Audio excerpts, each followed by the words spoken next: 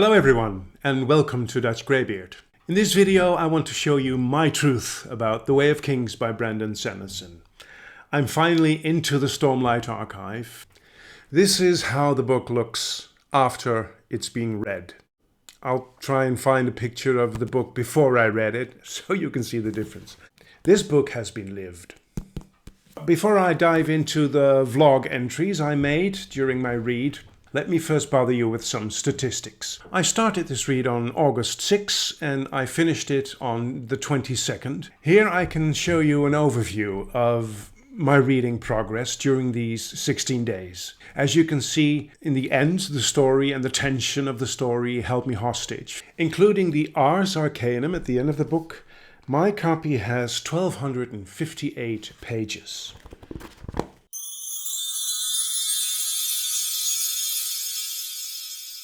Today is August 6, 2024, and this is the day when I will start reading The Way of Kings by Brandon Sanderson, the first book in the Stormlight Archive, but you know that already. I intend to read one of these chunkers each month so that I'll be ready to dive into Wind and Truth the moment it comes out. That's the idea, at least. I don't know if I'll be able to do that, but we'll see, Plans are nice to make and as nice to break. So, I have been reading Brandon Sanderson. This is not my first meeting with this awesome writer. I made a list. I have read The Final Empire, Well of Ascension, Hero of Ages, which is the Mistborn Era 1 trilogy, as you may know. I gave Final Empire 86 points out of 100, Well of Ascension 91, and Hero of Ages 95. So up until now, Hero of Ages is my favorite Brandon Sanderson book. I also read Elantris, which I liked very much. I gave it 82 points. And I read Emperor's Soul. It's 100 pages in my edition, and it deserved to be longer. Anyway, I loved the story, but just because it was a little bit too short for my taste, I gave it 83 points out of 100. And then finally, I read Warbreaker not so long ago, which I gave 93 points out of 100. So yeah, I'm gonna begin. At the same time, let me show you, I'm reading two other books. Yesterday I picked up this very small book. I want to read some small books in between these big ones. This is Fantastic Voyage. It's written by Isaac Asimov, and it's a very well-known story. I started yesterday. I'm, well, at 1/3. Then the other book I'm reading is the third book in the Viona Far Tapestry by Guy Gavriel Kay. I love the first book, The Summer Tree, and the second book, The Wandering Fire, I loved even better. And this, I'm just 40 pages in, and well, the start is good. I really don't know if I'll be reading these books once I've started The Way of Kings. Good morning. Today is August 11. It's a Sunday. And it's high time for me to do an update on my reading experience of The Way of Kings by Brandon Sanderson. I have to warn people that I am going to talk spoilers. When I do a vlog, it's impossible for me to not get into the story and stay vague about certain events within the book. So, spoiler alert. Alright, so I've had 4 reading days so far, and I am at page 310. And not surprisingly, I'm enjoying myself very much with this book. I've made some notes here, so I'll look at my notes every now and then, so that I don't miss anything I want to say to you.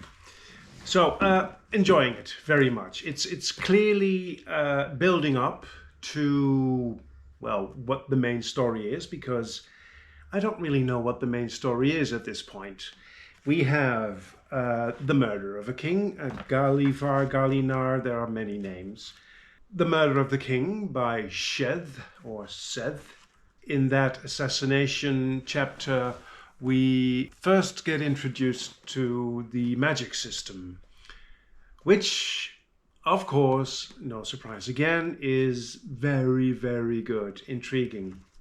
And then we have, because of the king's assassination, the war with the Parshendi starts, so that's in the background all the time. Then we have the story of Kaladin, who is an army leader, and all of a sudden he is a slave. And we don't know the background of that yet. His army leader, Amaram, General Amaram I think it is, seems to have betrayed Kaladin, but we don't know the exact background of that as of yet. But the enslavement, I mean, it's almost tangibly painful to read how he's treated, especially the first runs with Bridge 4. Incredible, really incredible. Very, very good writing. Then we have Shallan, of course, and her quest to save her family from downfall. She is successful in becoming a ward of, yeah, there we have it, another name, you know who I mean. These are shards, that's a proper term in this regard. These are shards of stories, pieces that don't have a place in the puzzle yet. It's wonderful to be reading something of this epic scope again. I mean, it's really like I'm doing the Wheel of Time, but then with a completely different story and a completely different author. But that's how it feels, and that feels good. That feels really good. It's like building in a way, as if you're building the story yourself as a reader. You get pieces of information, and at this point, it's a mess in a way. I mean, there are so many pieces that do not fit yet, and you have to save them. You have to keep them somewhere around. It's a puzzle. It's a puzzle. It's a mystery. And it's a good mystery, all right. And then we have the fourth storyline. There are more storylines, of course, but the fourth main storyline is that of Dalinar, the Blackthorn.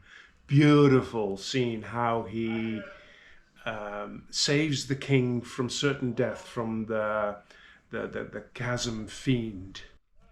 Beautiful, really beautiful. So I'm enjoying it very, very much. No doubt about that, but it's obviously building up to something. What I like particularly about these chunkers is that the author gets or takes all the space he needs, all the time he needs to tell the story. So he can write his story with great care, without rushing or skipping things. One of the very good examples of that is when Kaladin, who had a small brush with suicide, but didn't go through with it because of Syl, the Spren. I love the Sprens. The Sprens are so nice, especially Syl. And the way the writer gradually makes her more sentient and almost human. Anyway, I was telling about Kaladin, how he tries to force the other people of Bridge 4 to accept him as a leader. So he wakes them up very early and he tries to force them into morning gymnastics. The people from Bridge 4 say something, why don't you go yourself and piss off. His attempt is not really successful, to say the least, which is very realistic. That's what I like. That's what I mean. That's the way the author can take his time in telling the story, making it more realistic, giving us details. I don't appreciate Sanderson usually for his beautiful prose, although it's good. It's good prose. No question. Don't get me wrong on that. It's very good prose. It's very well taken care of prose. But it's not really poetic most of the time. But I do have a few sentences that I underlined and wrote in the margin, beautiful, like this. But expectations were like fine pottery. The harder you held them, the more likely they were to crack. That's beautiful. What I've also find absolutely wonderful scene is the creativity of Shallan, with creation spread flying all around her. Then it says, before too long she had copied her memory onto the page. She held up the sheet, satisfied, relaxed, her mind clear. The memorized image of Kharbranth was gone from her head.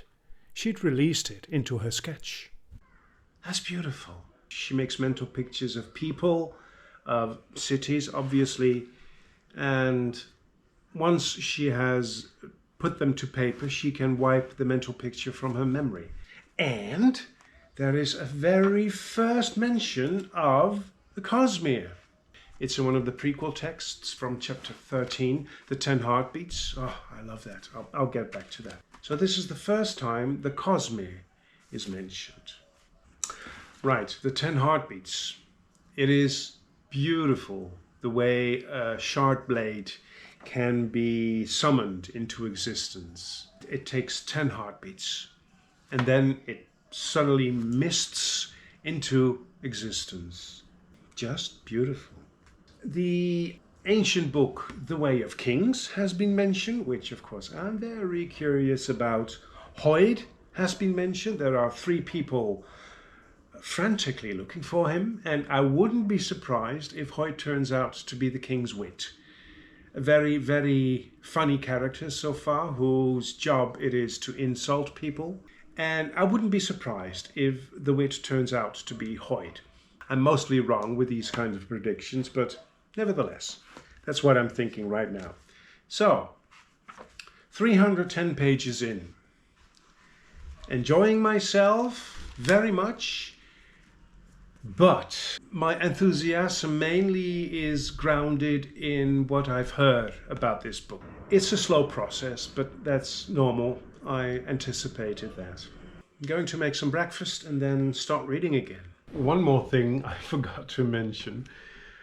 All these characters, Kaladin, Dalinar, Shallan, all these names I've heard pass by these last years since I started reading fantasy, and now for the first time they come alive for me.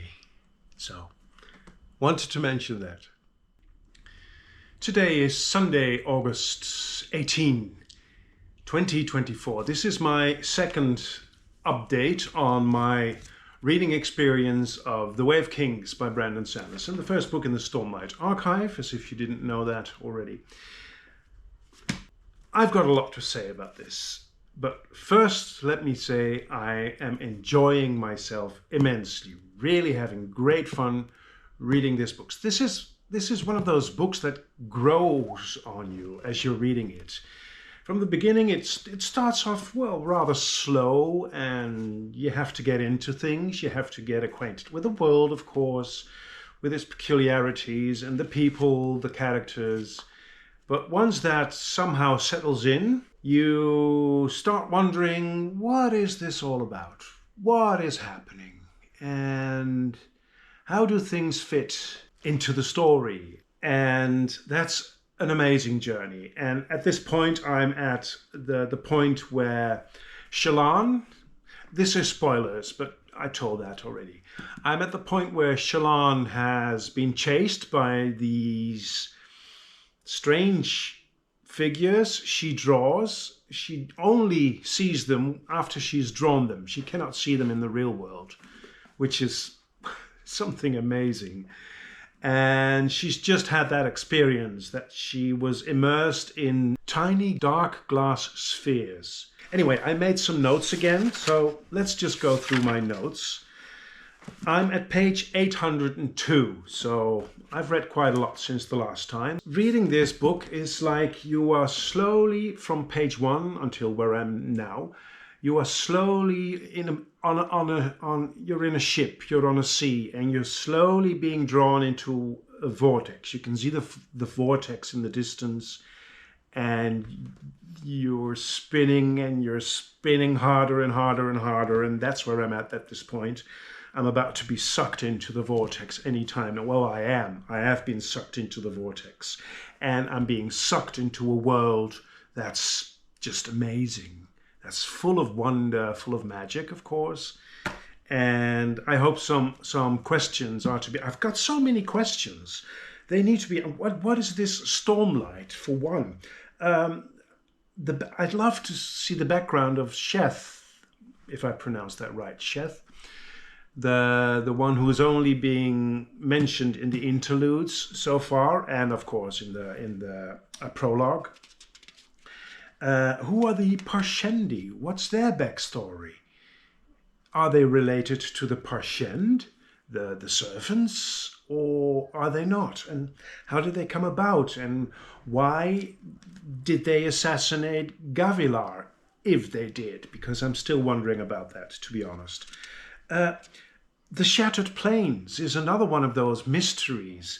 It used to be Natanatan, an ancient land which was shattered somehow.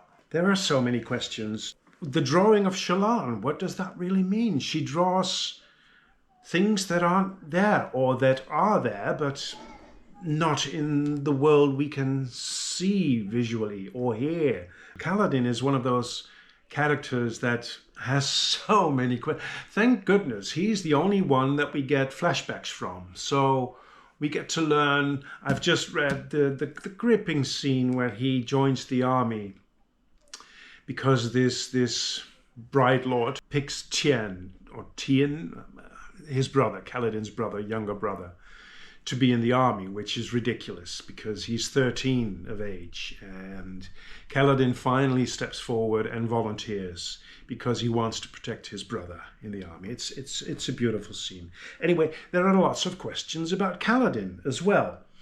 What's he infused with after being exposed to the high storm? He barely survived it, probably thanks to the few spheres one of his bridge mates put into his hand just before the storm hit. And there is something about it. His cure is miraculously fast. He's becoming a sort of Sheth, I think. Sheth is the truthless Sheth. What's the truthless? What's his backstory? The Soulcaster. What's with the Soulcaster? And I believe, Shallan has robbed the Soulcaster from Jasna, and it's still not working. I believe that the Soulcaster, she has slipped into the purse of Jasna, will still work. She and her brothers didn't know how to use the Soulcaster after their father passed away, so it must be somehow person-related. They thought the Soulcaster was broken. I don't think it was, which is maybe perhaps one of the reasons why Jasna still hasn't mentioned the swap of the two Soulcasters. Anyway, what's happening to Dalinar? His visions. One of the most beautiful scenes. The vision he got caught up in. Beautiful, beautiful. Anyway, questions. There are a lot of questions. By the way, my favorite POV so far is Kaladin, by far. Shallan is my second favorite POV, and the story of Dalinar is my third, and Sheth, who is somewhere in between all three of those. I really love the interaction between Shallan and Jasna. They are so intellectual and so witty and so sharp. Very, very well written. Really like them very much. One of the things is I underline a lot, and 95% of my underlinings have to do with the story. They're story related, like minor reveals that I think are mentioned in the sentences, or things that I think are important. Things I think are important or are going to be important. Another complete enigma is the Windspren Sill, who visits Kaladin all the time. What is she? I'm quite sure she was able to save him from the high storm, and she saved him from the Deathspren, and she's an important character, and she develops very fast. She surprises herself all the time. Hey, I can smell things, or I can remember things, or she's developing all the time. What is she? Who is she? Why did war become such an important thing, like it is the meaning of life for a lot of people? What happened there? It has to do with the heralds leaving the world, or the radiance, the knights, radiant knights. They're still just very small pieces of the puzzle there, and I cannot put them together as of yet. I also like very much Wit. He's just 2 or 3 times I've seen him now, and it's so nice when this feast, the king is throwing a party, and Wit is in the entrance of the party and is insulting every guest who comes inside. It's very funny. He says, for one, "Lady Alami, no, please don't speak. It's much easier to maintain my illusions regarding your intelligence that way." And the change taking place in Dalinar, which also happens to his brother Gavilar at the end of his life. They are changing. They are transforming from this warp person, someone who is only living to have war, into a person who detests war and detests killing people. What is that? Where is that coming from? And what role is the Book of the Way of Kings playing there? I'll probably have a few more questions later on in this update. This is regarding that change of being a war person into being a peace person. Dalinar is having a conversation with one of the High Princes, what's his name, Royon. And Royon says about war, "This is the life for which men exist, to fight, to kill, to win," which Dalinar doesn't believe anymore. So Dalinar says, "Perhaps, yet what is the point? We fight to get shard blades, then use those shard blades to fight to get more shard blades. It's a circle. Round and round we go, chasing our tails, so we can be better at chasing our tails." I also really loved the scene where Dalinar uses his shard equipment to dig a latrine. It's one of the things. Why didn't people get these shard plates and shard blades to do good things with? That's what he's wondering. This is a conversation between Dalinar and Navani, the wife of his brother, his late brother.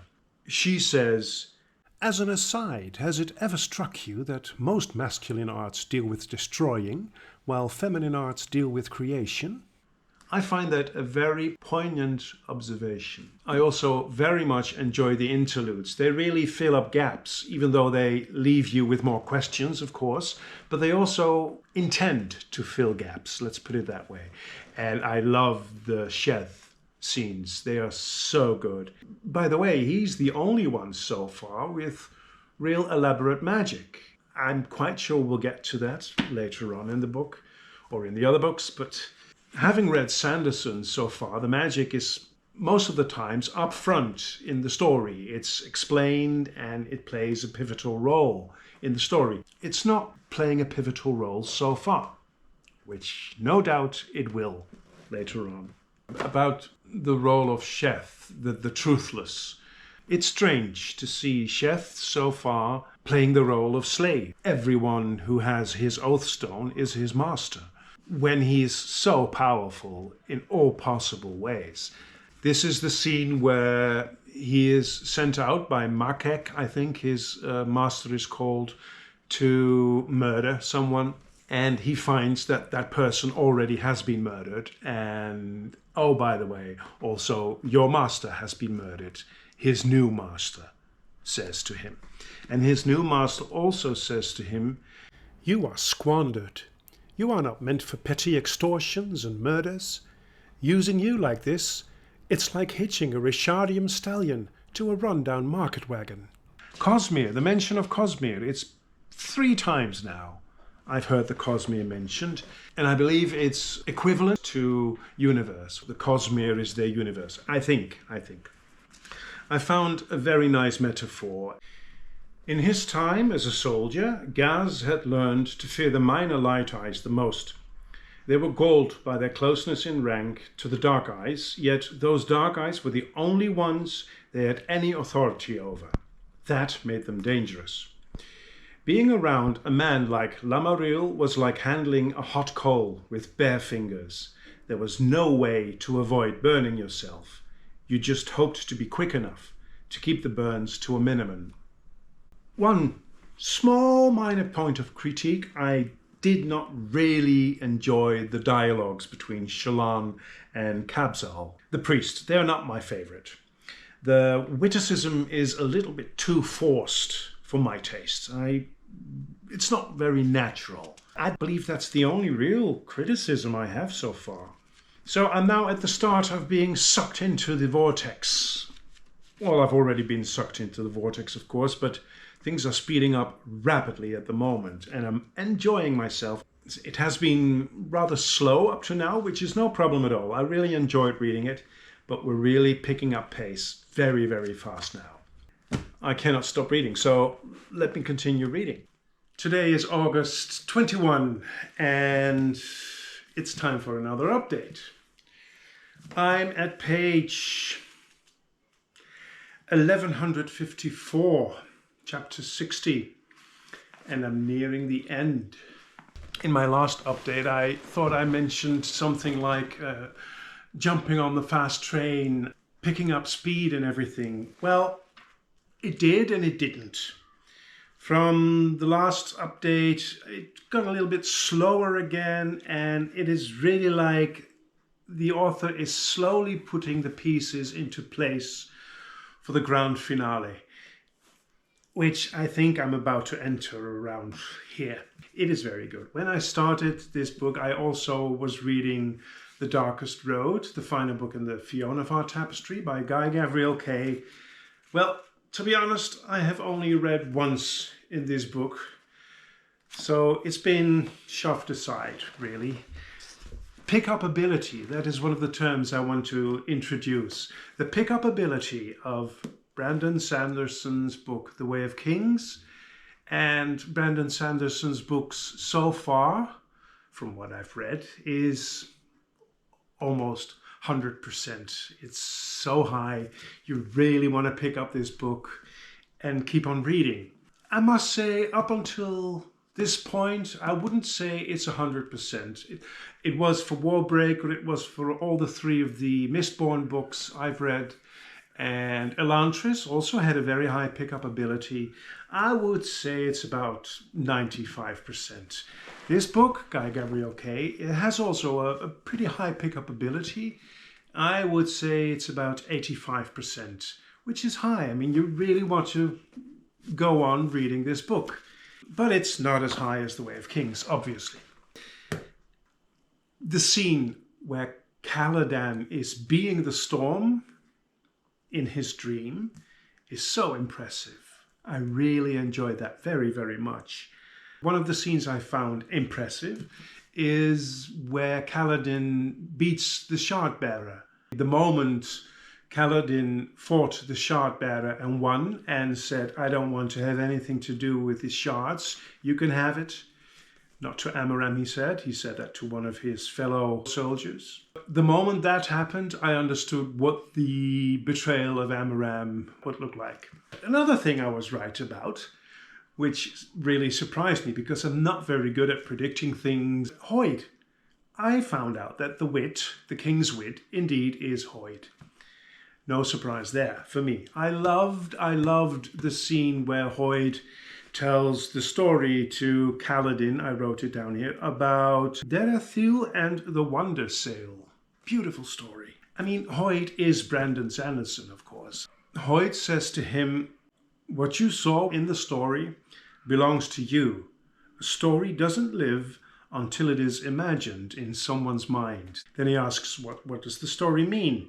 And then Hoid says, "It means what you want it to mean. The purpose of a storyteller is not to tell you how to think, but to give you questions to think upon. Too often we forget that." And another beautiful sentence in this sequence, he's playing the flute while telling the story. He gives the flute to Kaladin, and Kaladin says, I don't know how to play it. And Hoyt says, well, learn it. When you make the music sing back at you, then you've mastered it. That's beautiful. That's really beautiful. There's this beautiful scene where people believe that Shallan has tried to kill herself, which isn't true, but anyway, she goes with the flow. And Jasnah is almost on the brink of making an apology for pushing her too hard with the studies and everything. And she has a gift for her. It's a book. Shallan picked it up. She opened to the front page, but it was blank. The next one was as well, as were all inside of it. Her frown deepened, and she looked up at Jasnah. It's called The Book of Endless Pages, Jasnah said. You search for truth, but you also hold to your faith. There is much to admire in that. Seek out the devotary of sincerity. They are one of the very smallest of the devotaries, but this book is their guide. One with blank pages? Indeed.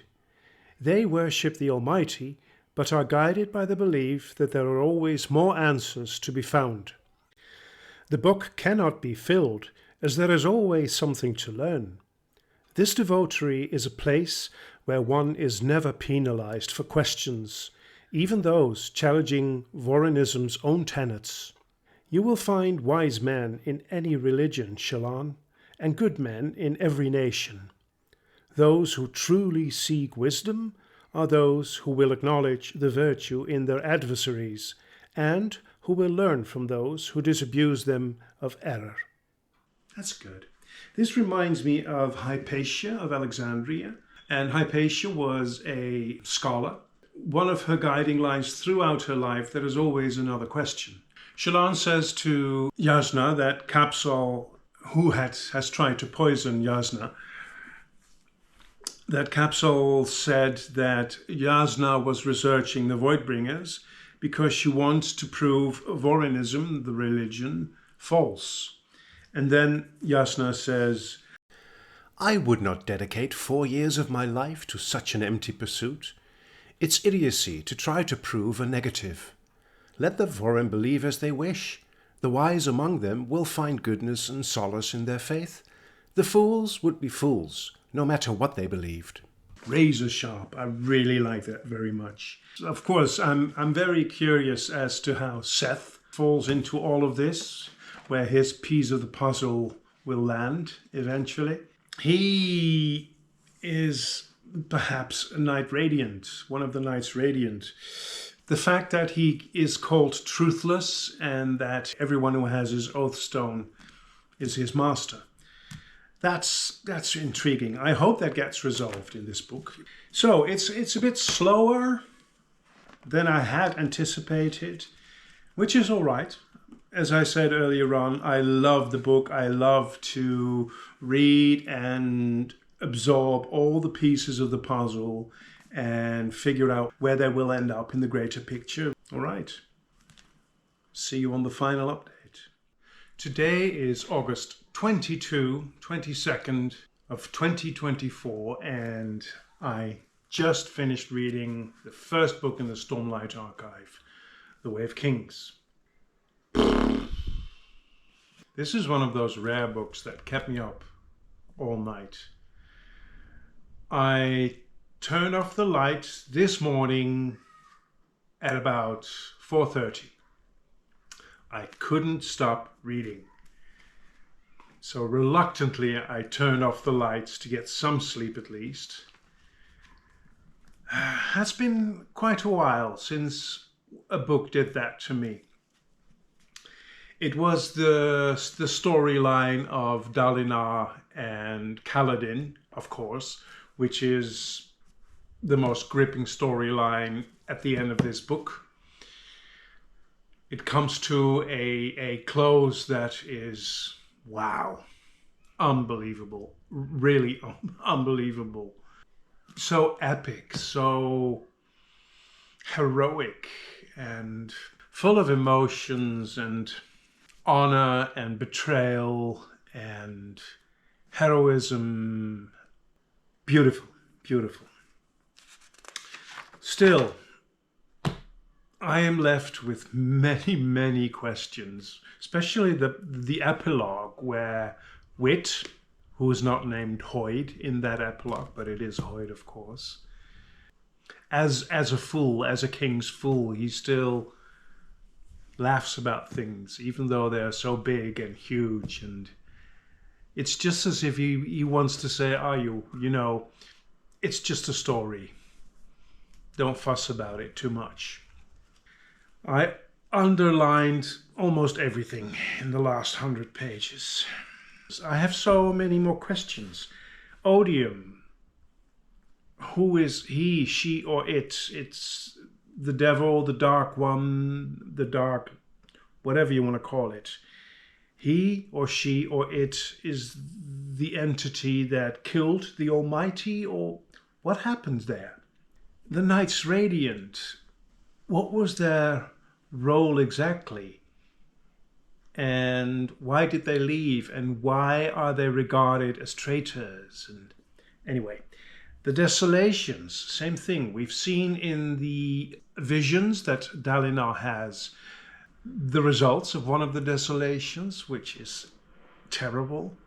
But what are they? And the Shattered Plains, how are they shattered? What happened there? There is so much history. The Heralds, who are they? What is their role? There is so much ancient history, 4,500 years ago, that we need to know about. Also, the Parshmen and the Parshendi. How are they connected? At the end, Shallan has this conversation with Jasnah about the Voidbringers. The Voidbringers perhaps originally were the Parshendi or the Parshmen. They were enslaved, so they are docile and they serve as servants.